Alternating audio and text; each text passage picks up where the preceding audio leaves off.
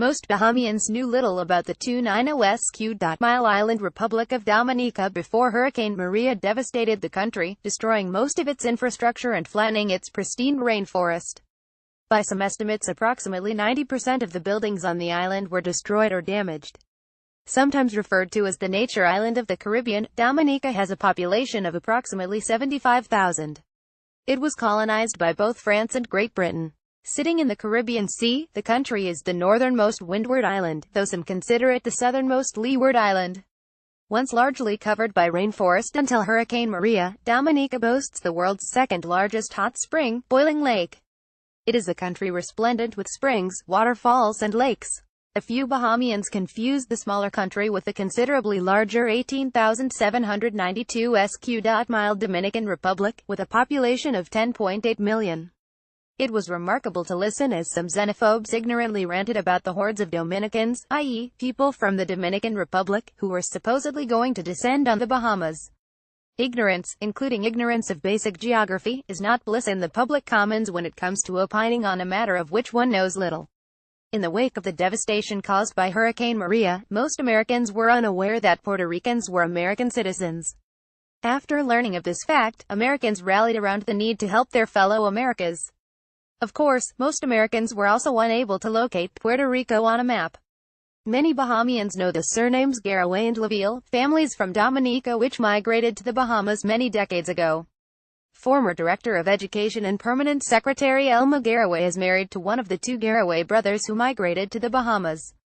The children of these two families, and other families from Dominica, have contributed to national life, blending their Caribbean heritages, as have so many others from the West Indies who have made the Bahamas their home. Their contributions have made for a richer cultural diversity. This is the Caribbean and the Bahamian story. Many Bahamian families, if not most, enjoy a variety of Caribbean accents. Glenn Laville is the General Manager of the Water and Sewerage Corporation. Isla Garraway Dean is a senior staff member in the Office of the Prime Minister, working with the Bahamas Investment Authority. Both families have contributed significantly to professional life in the Bahamas, including in the surveying profession, the public service and in environmental protection.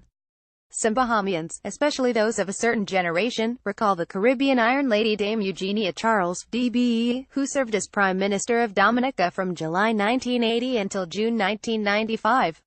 She was the country's longest-serving prime minister, its first and until now only female head of government. The charismatic Charles often stayed with Dominican Bahamian friends when she visited the Bahamas. Few countries in the world or region have been nearly as wiped out. Dominica was struck by both Hurricanes Irma and Maria. Though Barbuda was destroyed of the twin island nation of Antigua and Barbuda, the approximately 9,000 residents of the latter were able to resettle on the former. The Dominican devastation is reminiscent in terms of physical devastation, though not the death toll, of the Great Lisbon earthquake in Portugal on November 1, 1775, All Saints' Day. The earthquake serves as the backdrop for Voltaire's satirical novel, Candide. In the aftermath of Hurricane Maria, the country's Prime Minister Roosevelt Scarrett went to New York to address the UN General Assembly. He stopped over in the Bahamas on his return from New York to Roseau, Dominica's capital. Solidarity. Prime Minister Dr. Hubert Minnis immediately expressed the empathy and the solidarity of the Bahamian people with the people of Dominica, most of whom lost their homes and other possessions.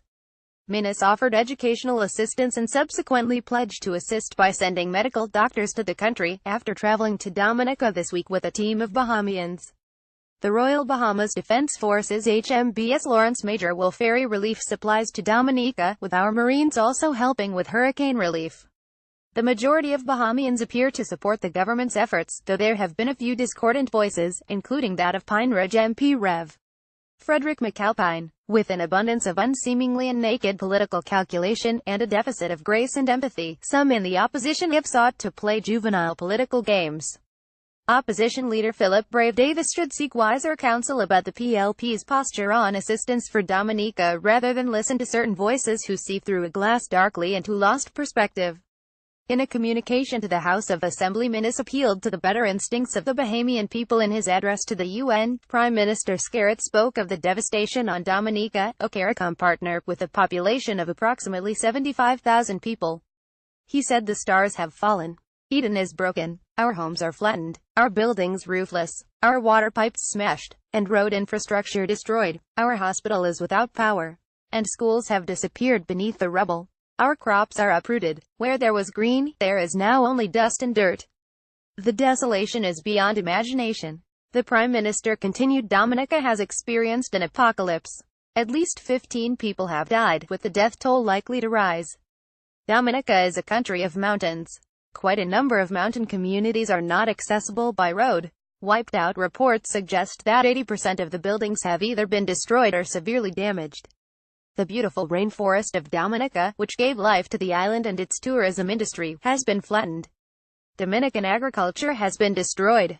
Most fishing boats have been lost. The country cannot feed itself. Much of Dominican society has virtually been wiped out. There is no running water. Most of the electrical grid has been destroyed. Most Dominicans are homeless. Public health is at risk of disease from stagnant water and dead animals. Those in need of dialysis are at risk of dying because the hospital is without power. Dominica is a CARICOM partner and a neighbor. Many other CARICOM countries are also assisting Dominica, including Trinidad and Tobago, St. Lucia, Jamaica and Barbados. The Bahamas would look small and isolated if we did not help, which is the course of action some would pursue out of xenophobia or petty political calculation.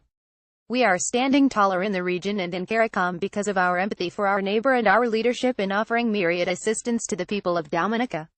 When the HMBS Lawrence Major arrives in Roseau on a historic mission for a vessel of the Royal Bahamas Defense Force, it will bring with it the solidarity of the Bahamian people, a sister West Indian nation, who came to the help of a neighbor in a time of need. This is the Caribbean and the Bahamas at their best. Frontporchguardian@gmail.com